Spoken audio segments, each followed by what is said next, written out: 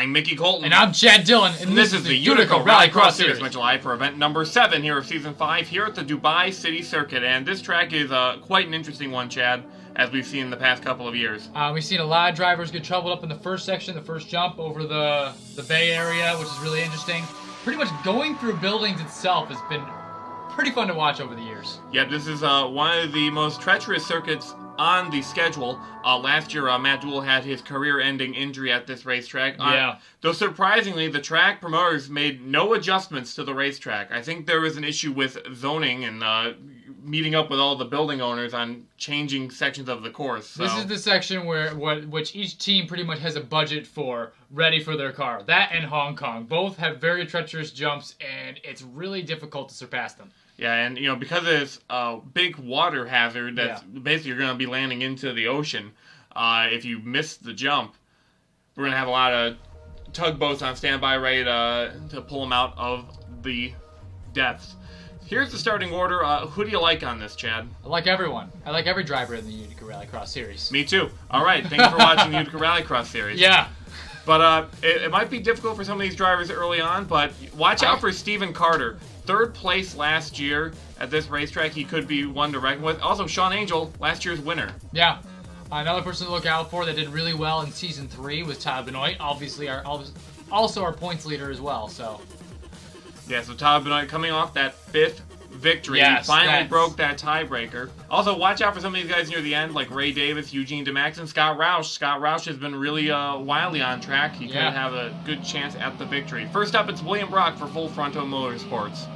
Now, William Brock here he had a really good start to the season, but he's pretty much had the rookie slump dwindled away to nothing, and he's going to handle the first jump. Can he make it? Oh, and a flip! Oh, man. William Brock setting a record for that many flips in a row. That was pretty wild for William Brock. Hopefully he's all right in the number 10. We were hoping he would land on the surface, but unfortunately ended up in the bay.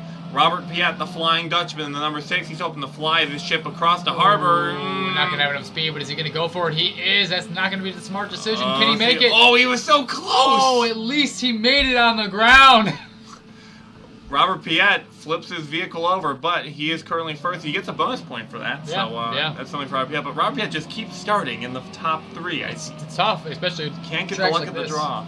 Here's Aiden DeGabriel, who is once again the hometown favorite because he's from Malta. Hits the wall, not going to have speed. He's going to dive up right into the bay. Oh, and that's going to end up... Oh, he's pressed up against the dock wall. And hopefully he can get out all right. Yeah, it looks like the boat's going to help him out there. That's not a good way to land in the water, as Zachary Fitzwater Sr. in the number 19 is on track. We've had 3 DNFs so far, and I'm getting a report from our stat guy. This is the first time this has happened since Amherst in Season 2. But it's not going to last for long, because Fitzwater Sr. was able to make it over the bay, jumping onto the second half of this course. Well, we'll see about that, because there's still some pretty treacherous jumps on the rest of the course that we're actually going to see for the first time now in this event. Fitzwater going up through this building, former parking garage. They hollowed out the floor of this abandoned building to allow for a racetrack, and then this is on top of yet another building. And this is one of the broadcast buildings that broadcasts the race locally. 48040 for Zachary Fitzwater Sr., the first time on the board today. Yes, and next up is Alex Tanker. Man, he's having a heck of a season in his comeback. Yeah, Alex Tanker, he's spent quite a few years away from the sport. Just couldn't get the funding to get a ride in the top division. Wow, a lot of speed coming off that little mound jump there. Yeah, Tanker is quite quick in the number 12. As I mentioned, not a lot of rallycross experience in the past couple years. He ran some arena cross tours back in the day. Didn't do too well over there. Has had a hard time qualifying in the Dead Man's Curve one-off. But he's got the full season campaign now. He's starting to pick it up and coming to the line. Wow! Whoa, that's a quick time for Alex Tanker, a 30.078. He's already catching up to our record set by Sean Angel last year. Yes, and after that we had the man, Chris Dodd, with the hot bod. I'm bringing it back. Yeah, Chris Dodd with the hot bod on track, and it's some hot weather out here today, just like in Sarh, Chad, so Chris Dodd is definitely in his element. Yes, he is. Now, he did really well in the bay jump, just like Alex Tanker. Hopefully, he could follow suit and try and bring back this really lackluster season. Well, he started off the year well. He was up in the top 5, battling for the win. Almost hit that ceiling there. That could have been bad for Chris Dodd. But a bit of a slump as we head toward the mid-season, coming to the line. line. A 46.92 and a really good time. Run for Chris Dodd as Stephen Carter is on track on the number 4 lost that points lead to Tyler Benoit last week in Sarh. Can he do well here to try and battle back for it? It's a really close race between those two. Yep, Carter is usually quite good at this racetrack, and look at that. He's quite quick over the bay jump. Wow. A little squirrely there, but he keeps it under tow. He's going to head through the second part of the course, and this course is deceptively quick. Remember, our top time here right now is a 39-second run. Typically, rallycross races run in the 40 to 50-second range. Yeah. And also because we go through so many different sections of the city, a lot of people forget. Wow, a 39.255 almost beats out Alex Tanker, but really good run for Carter. It's going to help him in the points. Yeah, Stephen Carter, great run for him. As next up is the Black Mamba, Matt Evans, looking to turn around a pretty lackluster year. Yeah, another driver that's having a tough time in his comeback. And another bad finish for the Black Mamba. He's in the water, and it looks like they're going to slot him between DeGabriel and Brock, since Brock landed a little bit further back. Alexander Rowe in the number 9 on track, your Yuma winner, who's not really done much else since. Well, hopefully he's not rowing his boat in this Bay Area. Can he make the jump? He's got some good speed. He just makes it. Hits the side awning there, but he's able to get back on track here. You know, considering we've already had quite a few DNFs, I believe 4 we're up to now. Yeah. Alexander Rowe just crossing that bay jump is going to be helpful for him, considering he's had a lot of really poor finishes since his surprising win at Yuma. Wow, really cut that turn really nicely. Rowe having a really good run. Let's see what Rowe can do coming to the line. And that's going to be third quickest. I'm surprised he got by Chris Dodd there, considering his bay jump where he hit the 10th there. I know, but that final turn in the building section was phenomenal. He could have cut it just perfect. Chris Aurelio is going to make contact with the wall, and looks like he's actually just going to give up on that. He just lined up in the bay. That's a veteran move there from Chris Aurelio. He knows he can get a couple points there just from retrying. Now, Chris Aurelio in this track have not had a good history. In Season 3, he didn't do too well, 17th overall, 19th last year. He's just not had a good go in Dubai, but he's not going to get a good one today, but if he can just cross the bay... And he does, yep. He's going to pick up 4 positions at the very least. Oh, man, it's a tough break, because that was probably the fastest time through that section there, so if he was able to do that in the first try, he probably would have been in the top 5. Yeah, that is a shame for Chris Aurelio, who's trying to catch up in the points to Tyler Benoit, who started to pull away as we got into the midway point of the year. Chris Aurelio coming to the line. This is not going to be a good time, but it'll be a finishing time nonetheless, a 1:02.629. Here's Tyler Benoit in number 3. He's had some good runs, but also some heartbreak here. You got beat in Season 3 by Joshua Michaels in a very crushing blow. Finished second, which was still good, but he really wanted that victory. Last year, flipped it coming to the finish line, so Tyler Benoit hoping to avoid that today. Here we go, Tyler Benoit. A little rocky in that middle section, but so far trying to keep it afloat. Here we go through the middle section here to the final stretch. Wow, it cuts it a little bit there. Close. He's going to land on that platform, coming to the line. Wow. Third quickest, and that is not what some of these other competitors wanted to see. Tyler Benoit getting a good run here in Dubai. Next up is that guy, Jeffrey Finn guy. Hopefully he can make the jump here. Hopefully he doesn't fall for the same fate as 4 other drivers. Does he make it? He does, just barely. Now the team... Oh, no! He made the jump, but he could not keep himself on all 4s. Yeah, Finn guy, I think the problem was he saw that he was doing good there, and he said, no, I have to correct that. And he flipped his vehicle over just to make sure the universe was all in a line. That's what happens when you have to fulfill the destiny of that guy. Next up is Mark Holbert in the number 11. He's had some good runs here. He's hoping for a solid effort today. Went the slow approach there, but I don't think that's going to help him, especially in the final times here. Yeah, I'm not sure if that's going to be a top of the charts time, but Holbert trying to pick up some ground anywhere he can. A little bit of a clip there, entering the parking garage. Here's the abandoned building jump onto the top of the broadcast building, but he doesn't have the right angle, and there's a checkpoint up there that he has to hit.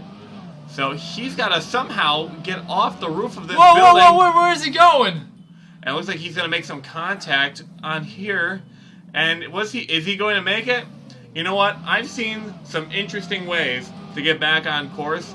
That probably has to be one of the most interesting things I've ever seen. It's tough. He's lost in the city at this point. But it's tough because you're in the middle and, 4 or 5 stories up in these buildings and you don't know where the road is. It's hard to get back on track. I'm just impressed that Mark Holbert can say at the end of this race, tell his grandkids that he managed to take an open-wheel car and scale down a building with it, like without Spider-Man. injuring himself. Or the car. Yeah. That is an impressive feat. It's not going to be a good time, but he's gonna actually finish the race, which is going to be better than some drivers. Yeah. Cody Smart in the number 20. Heartbreak last week. Was so close to his first career win. Gets beat by his boss and almost beats himself on that on that dirt pile. Well, he's looking here to maybe redeem himself and maybe take that top spot back from Tyler. I mean, Tyler Benoit is third, but if Smart were to get top 3, it's really going to help him out climbing in the points. Yep, Smart locked in a Rookie of the Year battle with Scott Roush. Roush is going to be the last car up, so we'll have to see what will happen there. Oh, and he does! Third quickest for Cody Smart. Great time for the number 20 as Esteves Cortez on track in the number 13. This car went to victory lane with Joshua Michaels back in Season 3. Yes. And that was a real surprise victory. And in fact, most of the finishes for this number 13 that have been victories are surprises. He's going to put it on the lid, just like his teammate. But unlike his teammate, he writes it. Yes, he does. And he's able to hopefully finish this run strong. Cortez continuing to the rest of the course. I just want to point out that Mark Holbert is not the first driver to fall off one of these buildings. Xavier Singleton, a couple years ago, also did the same thing, but not as gracefully. Ended up actually landing. I remember that. The medical team was very worried for him. Yeah, he finished the course, much like Esteves Cortez just did, with a 45.063, but Singleton was a little bit worse for wear in terms of that vehicle. He was the man to look out for. The stuntman, Seth Cole. Oh, yeah, and here he goes. He's got some speed. Can he make the jump? Looks like he, no! Wait, what? Oh, no! Somehow he got some airtime, but... It looks like he landed... Okay, so we've had a lot of interesting things happen today, Chad. Ray Davis is on track, but Seth Cole managed to land with his front wheels hitting the lip of the bay. He managed to skip himself upward, but hit that chain link gate and flipped his vehicle over. I mean, Seth Cole probably had fun, but I think he wanted to have some more fun on the building section. Yeah, speaking of fun, though, we have Captain Clutch here, Ray Davis, doing very well through the first half of this race. Yeah, this is very textbook right now for Ray Davis. A lot of, very smooth driving, a lot of not too erratic on course. Oh, he's going to be close. He even lands it pretty well, wow, too. 39.403. It's going to put him in the top 3, beating out Cody Smart for that podium finish. Next up is Sean Angel, and, we're starting to run out of competitors on track. Only 2 more after Sean Angel.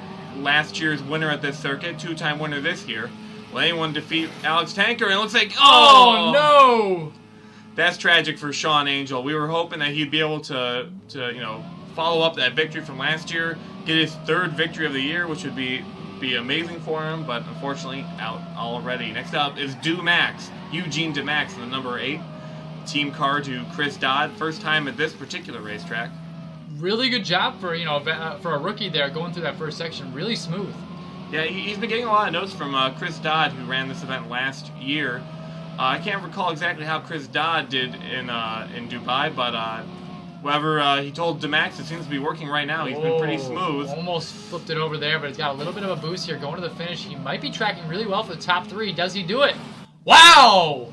39.237. That's the second fastest time of the day as we have our final car on track. It's the rookie Scott Roush for Evans Engineering Incorporated. Will he be able to surpass his teammate Matt Evans? He does! Yes, he will. Will he be able to surpass Cody Smart, though? That's the question. Yeah, that's the big rivalry on track. So Scott Roush trying to see if he can get his first victory today. Looks like Alex Tanker is still tracking a bit quicker, but we have to see.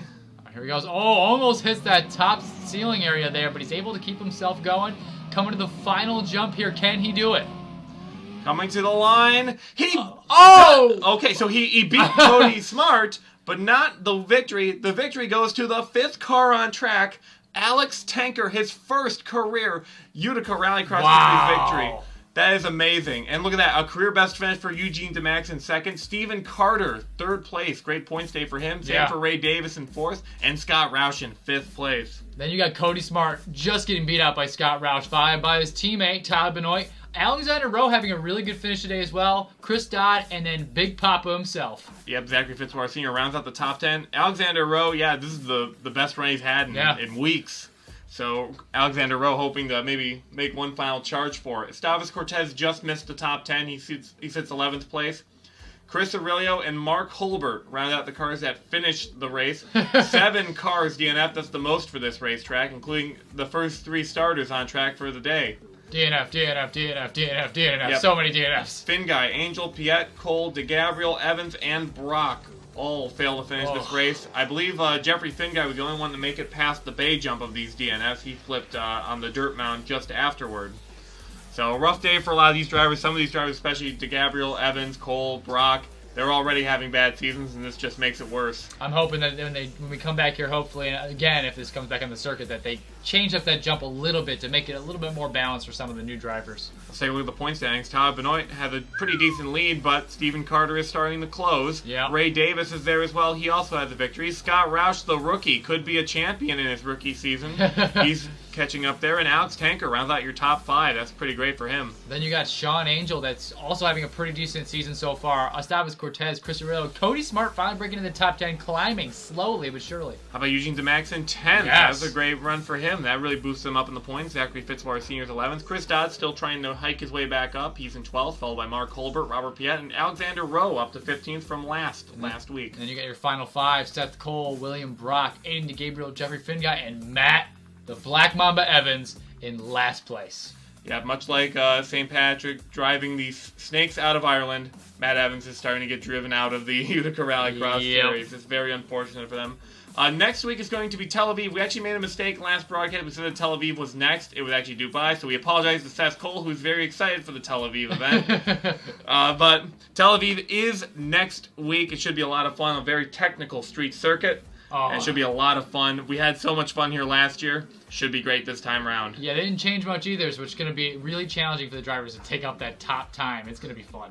All right, from us here at the Utica Rallycross series, we hope you enjoyed today's broadcast. We'll see you next time.